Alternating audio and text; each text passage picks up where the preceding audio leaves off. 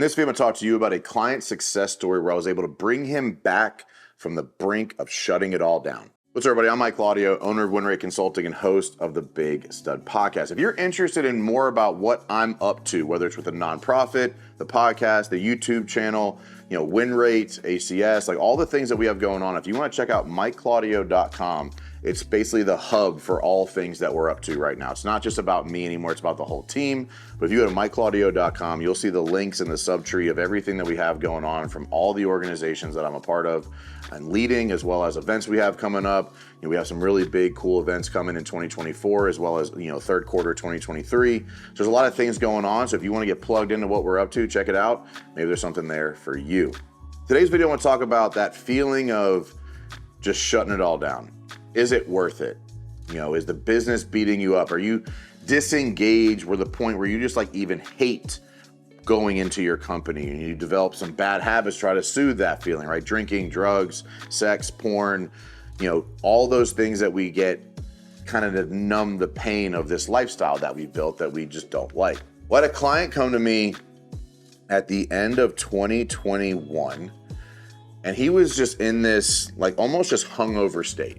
It was a consistent issue of just not being engaged, being negative, being depressed, even looking sickly and kind of bags under his eyes. I know there's somebody watching this right now that knows exactly what I'm talking about, where you just cannot get in the groove. You can't find the momentum, you can't find the wins, and you're on the verge of just shutting it all down.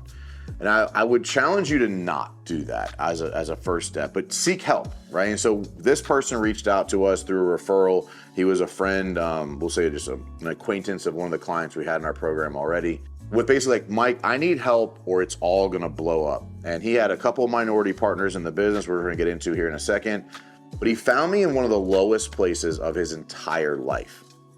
He had been in business for several years.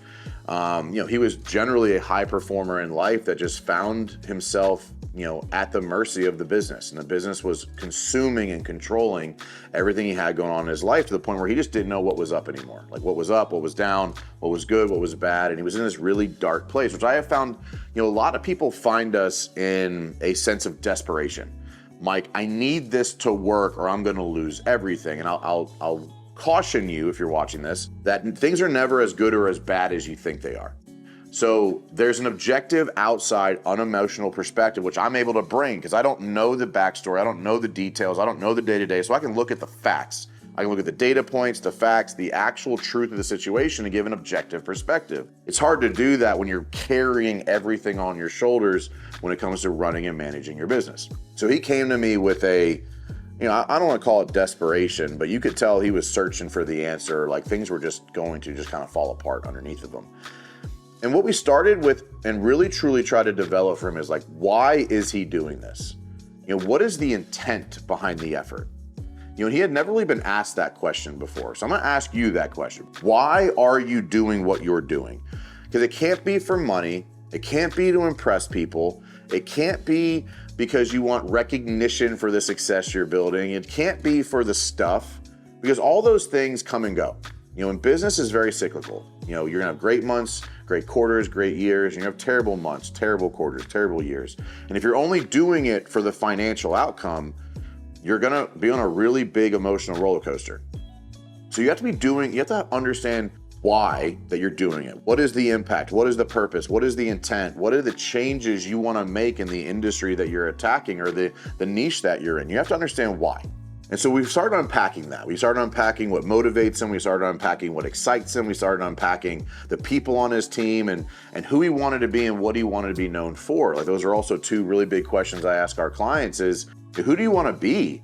What do you want to be known for? Do you want to be a strong leader, a good husband, a great father, a strong community member? Do you want to be known as wealthy and successful? That's not a bad thing, but it can't be the only thing.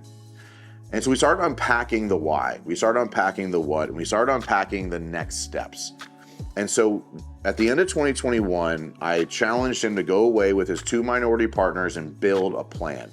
They had never actually done that to the extent that I was asking them to do it. And they went away and built some clarity as to where they were going. And I'll use this term a lot. You want to get yourself and your key leadership rowing in the same direction at the same speed.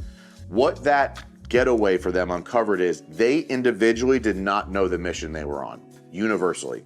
They each had their own picture of it. They each had their own interpretation of it, but they were not on the same page as to what are we doing. Also, he was owning too much. I kind of talked about this in a previous video about, ownership and leadership, struggling with delegation and relinquishing command and responsibility and authority to people. And so a lot of processes were taking longer, a lot of decisions couldn't get made, a lot of leadership activity from his key leaders couldn't happen because they just weren't given, even the permission, responsibility, or authority to execute some of the things that the mission needed to take the next steps and start to build momentum. Well, in 2021, they did somewhere in the range of 2 to 3 million. 2022, they did 5.5. And not only did they go from 2 to 3 to 5.5, they went from like a 1 or 2% net profit to like a double-digit net profit. And as you can imagine, that is a wild swing in success. And not only then, they also went from like 12 employees to like 50 employees. All of that in one calendar year by getting clear on what they wanted, who they wanted to be, and why they were doing it. We implemented core values. We implemented a mission statement. We implemented, leadership offsites every quarter. We implemented regular accountability through meetings every week. We implemented, again, I gave authority and permission to him as the CEO to delegate responsibility so he wasn't owning every decision along the way. All of that happened through consistent touch points. There's a lot. This is great information. You could probably do something with this, but the minute it gets hard, it can be difficult to know when to push through and when to pivot.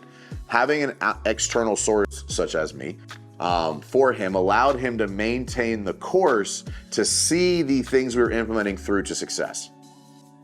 Now he spends, a couple hours a week in the business. Most of it's on the business, which allowed us to implement new services, new offerings, new financial reporting to give us more detail as far as what decisions need to be made to maintain profitability, what services need to be stopped, what services need to be added.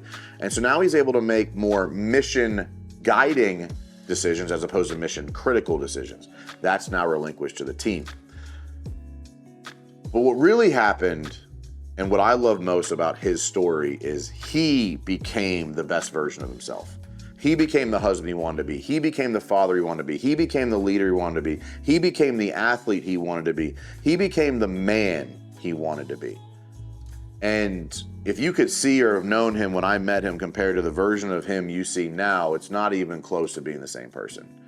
And so like at WinRate, not just Mike Claudio, but us as a team, we have a really healthy balance of business coaching and life coaching. Because I'll tell you, I've coached hundreds of companies at this point.